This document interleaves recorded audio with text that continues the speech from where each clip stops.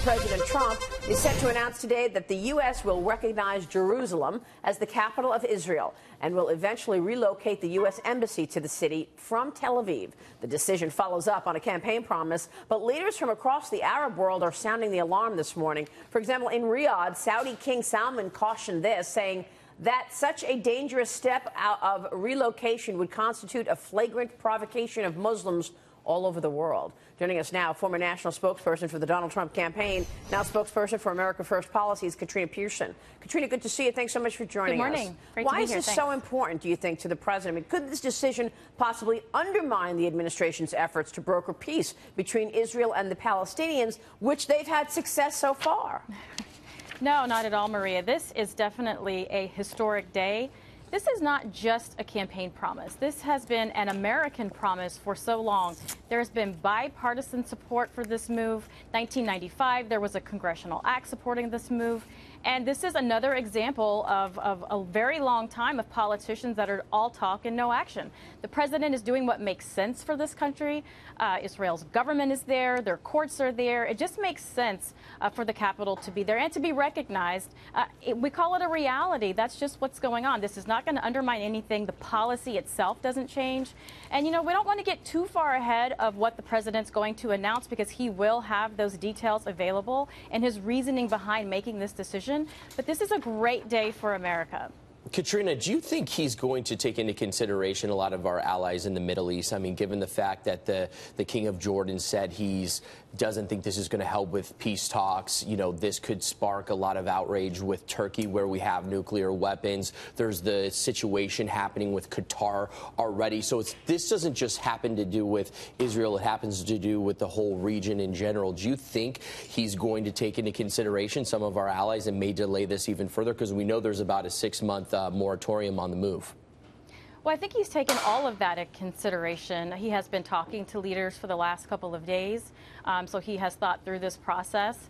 But again, he's not going to let any other country make decisions for the United States. This is another thing that he campaigned on. He told the whole world, when I become president, I'm going to do what's best for the American people. And that's the decision that he has made, and he's going to outline his reasoning behind that. And of course, a lot of these countries get upset when the United States does what's in their own best interest. And we're going to see all of this play out. Again, this is going to be a historic day for the country and a historic day for this presidency. You just said it's good for the American people. How is this good for the American people? Well, like I said, this is something that has bipartisan support over the last couple of decades. There was an act of Congress to do just this. A lot of the American people support this move. And again, you're going to find out more today at 1 o'clock when the president gives his speech, and you will have all of those details. So one of the questions I have right now, we've got so much on the agenda right now, and there seems to be a lot of chaos with tax reform trying to get everything done, and the focus just keeps getting shifted. Why would we make this announcement right now when we're really trying to focus on some of the domestic policies that we've got going on? Well, this president can do more than one thing at a time, and he has been working on several issues. As you all know, this president has inherited a lot of issues from not just the last administration, but previous administrations. He's been working on a lot of these things. The National Security Council has been putting together a wonderful policy. More information will be coming out on that. We have to address all of these issues at the same time. As you mentioned, there's chaos. There's chaos all over the world. So the president can't ignore such things either. And I think, again, today, when we hear his speech, you're going to hear a lot of the reasoning behind this decision. Again, this is going to be a historic day for not just for America, but for the administration itself. But Katrina, to Lee's point, it's Dagan McDowell. In news, we always want to know the why now. Why now versus a month from now? Why now versus 3 months from now? Why? Explain the timing of this, given everything else that is moving forward with the White House's agenda. Well, I think you're going to find out the why now at 1 o'clock today. Can you give us a hint? We don't want to get too far ahead. Well, I mean, there's a lot of reasoning behind this. The president has just gotten back from several trips overseas. He's talked to several leaders. The National Security Council's put together a great plan. We're moving into the holidays. I think this is the perfect time to make this announcement. It's something that we can do now in the midst of everything else that's happening, and I think it's going to be a great day. So what should the president do then with all of the protests being planned?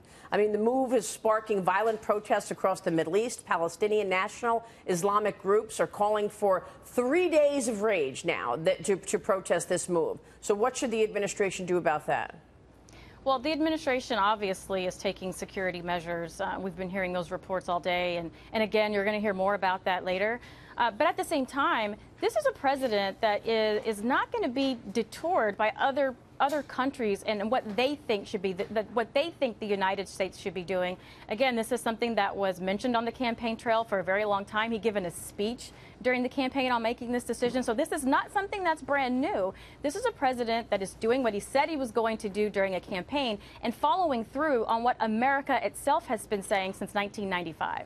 Are you surprised that, the president has forged this relationship with the Saudis, and then even the Saudi king came out and questioned this?